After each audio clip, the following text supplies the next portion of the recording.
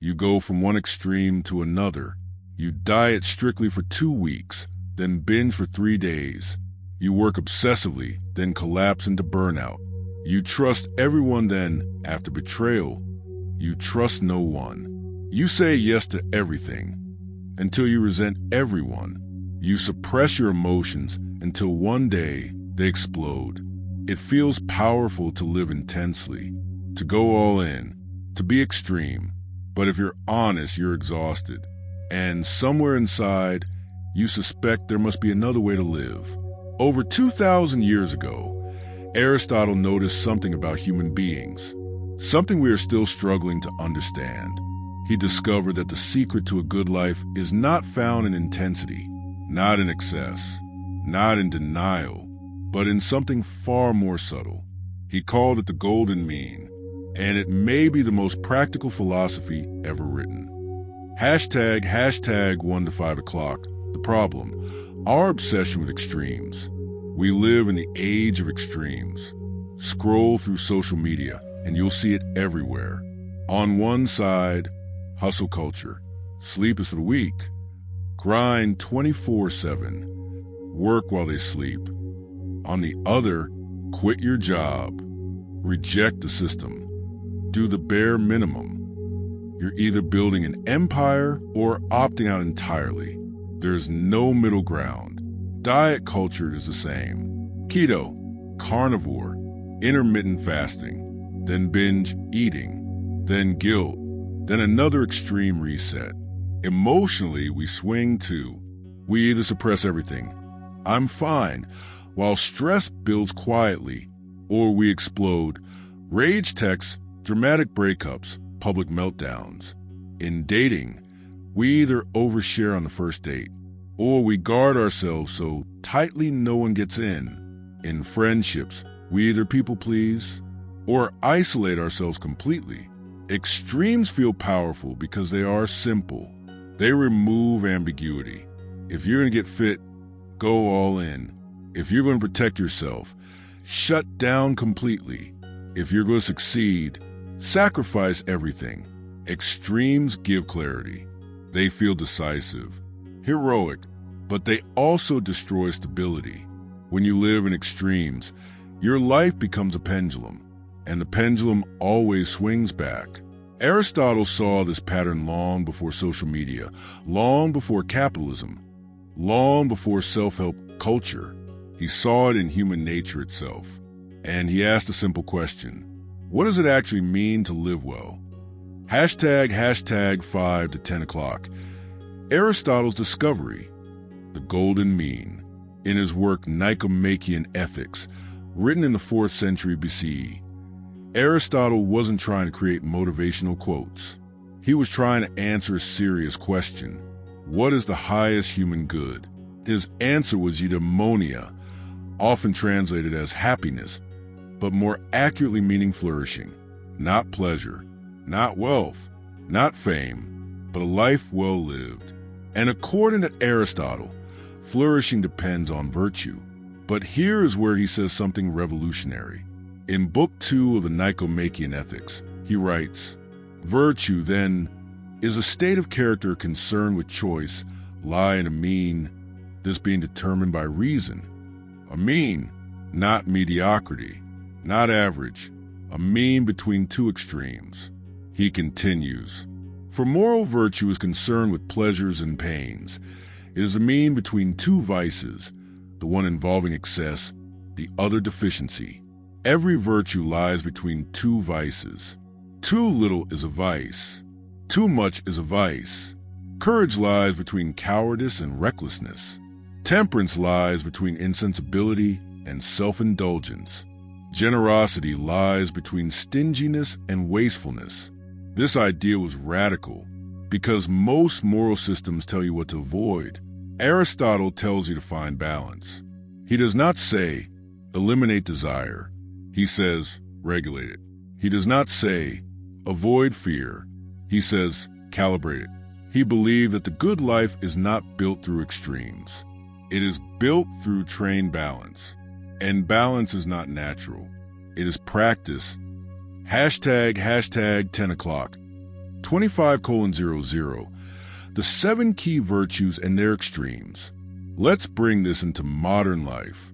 #1. Courage, between cowardice and recklessness. Cowardice says, don't apply, don't speak, don't risk it. Recklessness says, quit your job tomorrow, invest everything, say whatever you feel. Courage is different. Courage feels fear and acts appropriately. It does not deny fear. It does not worship it. If you stay silent in a meeting when you have something valuable to say, that is deficiency. If you dominate the room impulsively, that is excess. Courage is speaking when it matters. Aristotle writes, the brave man feels and acts according to the merits of the case and in whatever way reason directs. Not impulse, not panic, reason. Courage is intelligent risk, not emotional reaction. #2. Temperance, between abstinence and self-indulgence. Modern culture struggles deeply here. On one end, total indulgence, doom scrolling, junk food, porn, shopping, dopamine overload. On the other end, rigid self-denial, extreme fasting, social isolation, monk mode. Temperance is not deprivation. It is enjoyment without slavery. It is having a drink without needing 5. It is enjoying dessert without guilt. It is using social media without being consumed by it. Aristotle says, with regard to pleasures, the temperate man is the mean. He is not numb. He is not addicted. He is free. Temperance gives you control over pleasure, so pleasure does not control you. 3. Generosity, between stinginess and wastefulness. Stinginess says, protect everything, give nothing, trust no one. Wastefulness says, spend freely, impress everyone, overextend yourself. Generosity is thoughtful giving, not to impress, not to manipulate, but because it is good. It means tipping fairly, helping a friend move, donating within your means, giving time without resentment. In relationships, generosity means emotional availability, but not self-erasure.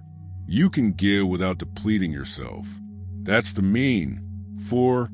Pride, between humility and arrogance. This one surprises people. Aristotle believed there is a healthy pride. Too little pride, and you shrink yourself. You downplay achievements. You accept disrespect. Too much pride, and you become arrogant. You inflate yourself. You dismiss others. The virtue is sometimes translated as proper pride or magnanimity. It is knowing your worth without exaggeration. You can say, I worked hard for this, without saying, I'm better than you. In a world of personal branding and constant comparison, this balance is rare, but it is powerful. 5. Honesty, between secrecy and oversharing. Some people hide everything. Others reveal everything. On social media, oversharing is rewarded. Trauma becomes content. Vulnerability becomes performance. But total secrecy creates distance. Honesty means sharing what is true, appropriately. It means being real with close friends. It means telling the truth without cruelty. It means not crafting a fake persona online. Aristotle emphasized truthfulness as a virtue. Being authentic, neither self-deprecating nor boastful. Honesty builds trust, but it requires wisdom. 6. Ambition, between apathy and obsession. Apathy says, why try? Obsession says, if I'm not the best, I'm nothing. Ambition, in the Aristotelian sense, is a healthy pursuit of excellence. It means caring about your work, improving your skills, seeking meaningful achievement, but not sacrificing your health, relationships, and sanity. Modern burnout often comes from confusing obsession with virtue, but obsession is excess. Apathy is deficiency.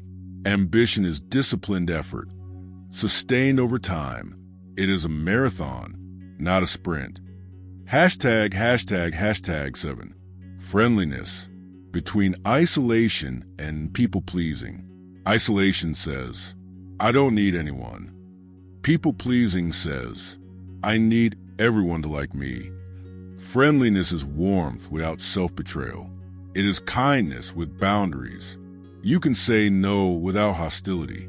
You can disagree without aggression. You can enjoy connection without dependency. Aristotle believed humans are social beings, but he also believed virtue requires self-respect. The golden mean in relationships creates stability. No dramatic cycles. No emotional whiplash. Just steady presence. How to find your golden mean. This sounds beautiful in theory, but how do you actually practice it? Aristotle gives us clues. Step 1. Become aware of your extremes. You cannot aim for the mean if you don't know your tendencies. Do you overwork? Do you withdraw? Do you overspend? Do you overshare? Aristotle writes that virtue is about choice. You must see your patterns clearly. Start asking, where do I tend toward excess? Where do I tend toward deficiency? Be brutally honest. Step 2. Lean against your weakness. Aristotle gives surprisingly practical advice.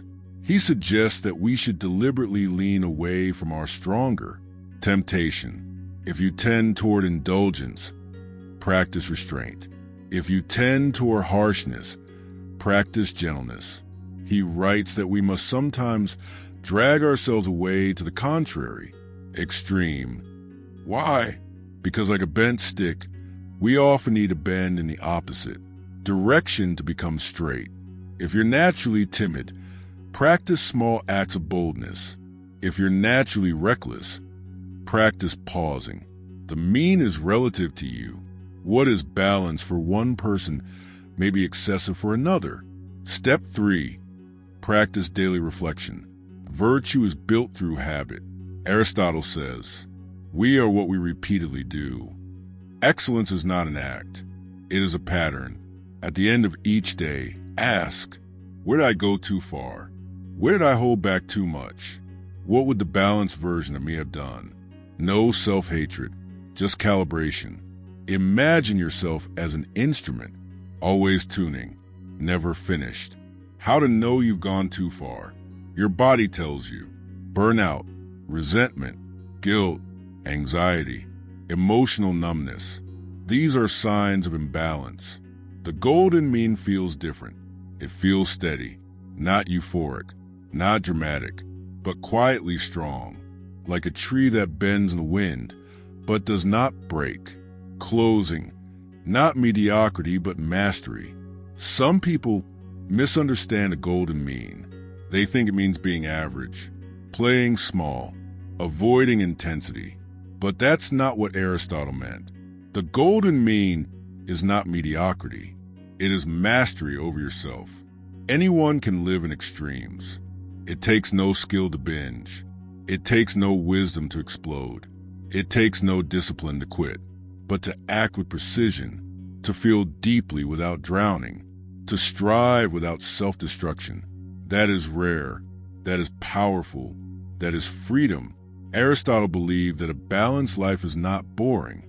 It is beautiful. It is sustainable. It is strong. So this week, don't aim to be extreme. Aim to be calibrated. Find your mean. And if this philosophy resonated with you, subscribe to the Ancient Mind Star. In our next video, we'll explore another timeless idea. Why the Stoics believed you don't control your life, only your response to it. Until then, seek balance and cultivate the ancient mind.